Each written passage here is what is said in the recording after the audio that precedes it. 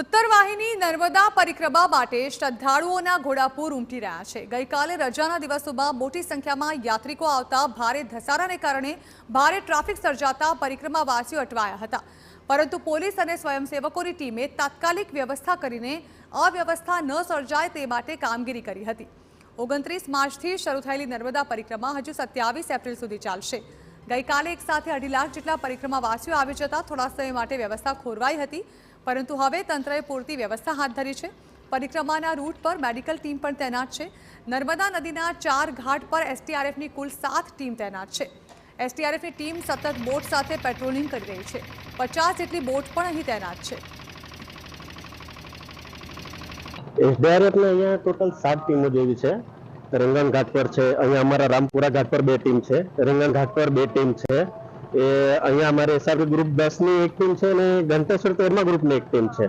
રંગન ઘાટ પર હામે ઘાટ છે, એની ઉપર પણ 11મા ગ્રુપની 2 ટીમો છે।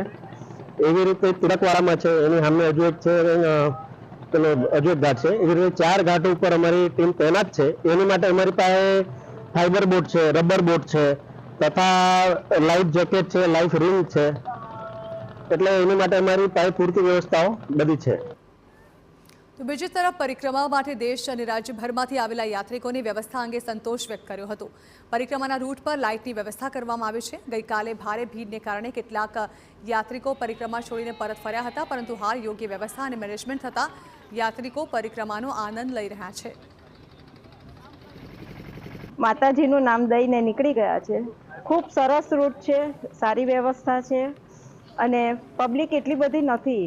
જે લોકો ગભરાય છે એવું સહેજ પણ ગભરાવાની જરૂર નથી। શાંતિથી સારી રીતના આપણે નર્મદાની પરિક્રમા કરી શકીએ છીએ।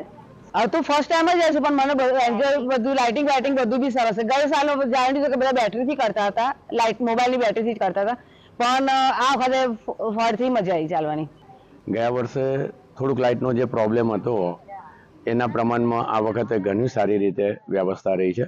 લાઇટની, રસ્તાની વ્યવસ્થા, અને જે ગયા વખતે થોડું જરા રસ્તા બી તકલીફવાળા હતા, એ આ વખતે થોડું ઘણું એનો ઉત્તરોત્તર સુધારો ઘણો સારો છે।